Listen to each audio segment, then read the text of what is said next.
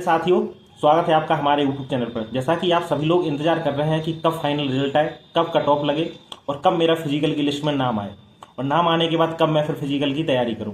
अगर आप ऐसा सोच रहे हैं तो फिर आपका सिलेक्शन होने से रह गया।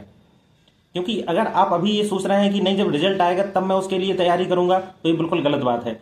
क्योंकि आप अभी अपने आप को एक रख के देखिएगा। अगर आपको इतना ही भरोसा है अपनी रनिंग के ऊपर तो आप ग्राउंड जाइएगा और ग्राउंड पे आप एक बार ट्रायल करके देखिएगा और फिर बताइएगा कि मेरे कितने में रनिंग आ रही है।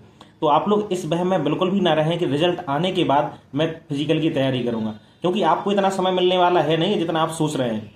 और आप एक बार अगर ग्राउंड जाएंगे और आप एक बार खुद से ट्रायल करेंगे तो आपका अनुभव होगा कि हाँ, रनिंग है, वास्तव में रनिंग है और इसमें बहुत मेहनत लगती है और बहुत प्रैक्टिस की आवश्यकता होती है।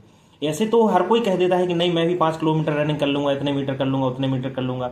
अभी आपने देखा होगा कि यूपीएसआई का हाल ही में रनिंग हुआ है, तो उसमें कितने लोग ऐसे रहे हैं जो नंबर बहुत अच्छे थे, उनके स्कोर भी बहुत हाई रहा, लेकिन फिजिकल में बाहर हो गए। किस वजह से बाहर हुए हैं, उनका सिर्फ एक ही कहना था।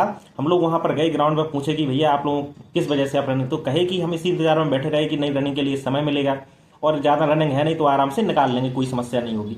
लेकिन उन व्यक्ति के हाथ से मौका निकल गया क्योंकि उन्होंने पहले से प्रैक्टिस नहीं की थी। इसलिए साथियों, मैं ये कह रहा हूं कि आप अभी से ग्राउंड जाइए। आप ये मत सोचिए कि मेरा फिजिकल के लिए नहीं आएगा, नाम नहीं आएगा। इतना नेगेटिव क्यों हो रहे हो आप? आपका फिजिकल के लिए नाम आएगा। अगर आपके 100+ क्वेश्चन सही हैं तो आप ये मान के चलिए कि आपको फिजिकल के लिए जरूर बुलाया जाएगा। और रही बात नॉर्मलाइजेशन की, तो नॉर्मलाइजेशन में आप देख सकते हैं कि ये तो कोई नहीं बता सकता, ना मैं बता सकता हूँ ना और कोई ये बता सकता है कि इसमें किस व्यक्ति को कितना नॉर्मलाइजेशन मिलेगा। हाँ, ये बात जरूर है कि आप एक पॉजिटिविटी थिंक लेके चल सकते हैं, क्योंकि आपको ये पता होना चाहिए कि देखिए, मौका अगर एक बार हाथ से निकल गया तो आपके लिए दोबारा से मिलने वाला है नहीं है। इसलिए इस मौके को जैसे जाने मत दीजिए, अपनी फिजिकल की तैयारी कीजिए और डेली ग्राउंड जाइए।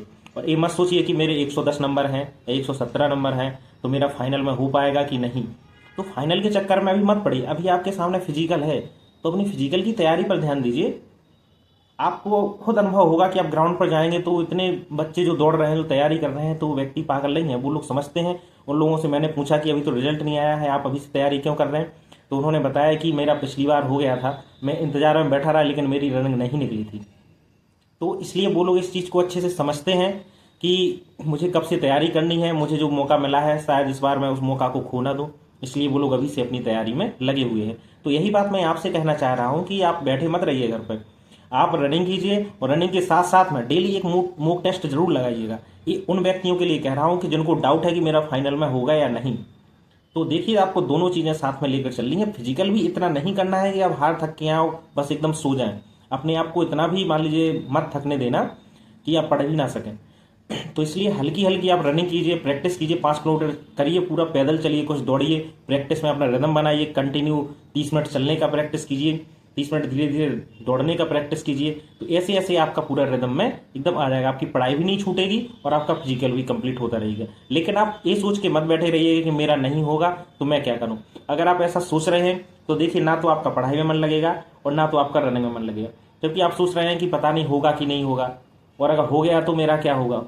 तो आप अभी दुविधा में हैं कि जैसे कि आप दुविधा में पड़े हो कि, तो इस चक्कर में आपकी देखो पढ़ाई तो बिल्कुल हो नहीं रही होगी। ये तो मैं भी जान रहा हूँ, क्योंकि मैं भी उन सब चीज़ों से गुजरा हुआ हूँ। किसी का भी एक एग्जाम हो जाए तो एग्जाम के बाद केवल इंतजार रहता है केवल रिजल्ट का। रिजल्ट अगर पॉजिटिव रहा तो एकदम बल्ले बल्ले, और नेगेटिव रहा तो उसके बाद फिर पढ़ाई करना स्टार्ट करते हैं। लेकिन इतना गैप क्यों देना है इस चीज़ में? और रही बात रिजल्ट की, तो रिजल्ट भी आपका बहुत ही जल्द आने वाला है। देखिए कि एक कौन सा वीक चल रहा है आपका, फर्स्ट ही वीक है जुलाई का। तो आप देखिए कि जैसे कि होमगार्ड का रिजल्ट आ गया तो होमगार्ड का फर्स्ट वीक में होगा, अगस्त के फर्स्ट वीक तक होने की उम्मीद है। लेकिन आप लोगों का जो अभी उत्तर प्रदेश पुलिस कांस्टेबल भर्ती जो हुई है उसका जो रिजल्ट आना बाकी है, तो ये मान के चलिए कि सितंबर तक आ ही जाएगा इसका रिजल्ट। ये भी आप लोगों का आ सकता है। तो आप दोनों लोगों के लिए यही है, आप चाहे होमगार्ड की तैयारी कर रहे हो या फिर उत्तर प्रदेश कांस्टेबल के लिए तैयारी कर रहे हैं, तो ग्राउंड जाना शुरू कर दीजिए अगर आप अभी नहीं जा रहे हैं, क्योंकि ये बहुत ही अच्छा होगा आप लोगों के लिए। और जैसे भी अगर कोई भी अपडेट आती है तो आप लोगों के समक्ष मैं जरूर लेकर आऊँगा। अभी तो मैंने सिर्फ, काफ़ी लोग कमेंट कर रहे थे कि सर मैं ग्राउंड जाऊँ या नहीं जाऊँ, मैं अपनी रनिंग की तैयारी कब से करूं। तो यह वीडियो उन सभी लोगों के लिए है कि आप ग्राउंड जाइए और यहाँ घर मत बैठे रहिए। अगर आपको लग रहा है कि नहीं, रिजल्ट आने के बाद मैं अपनी प्रैक्टिस कर लूँगा, तैयारी कर लूँगा रनिंग की, तो वो एक बार आज ही या कल ही सुबह से आप ग्राउंड जाइएगा और खुद ट्रायल दीजिएगा, तो आपको खुद एहसास हो जाएगा कि रनिंग कोई ऐसी चीज़ नहीं है कि जो एक बार करने पर भी आ जाए। इसमें कई दिनों की प्रैक्टिस चाहिए होती है, तभी होता है। आप एक सांस में ऐसे दौड़ जाएंगे तो आपको इंजरी हो जाएगी, हाथ पैरों में कहीं भी आप मतलब कि इंजरी हो सकती है। तो रनिंग भी ऐसे कीजिएगा, थोड़ा धीरे धीरे अपने आप को सुरक्षित रखिएगा। अगर आप सुरक्षित रहेंगे तभी सब कुछ आपके साथ अच्छा होगा।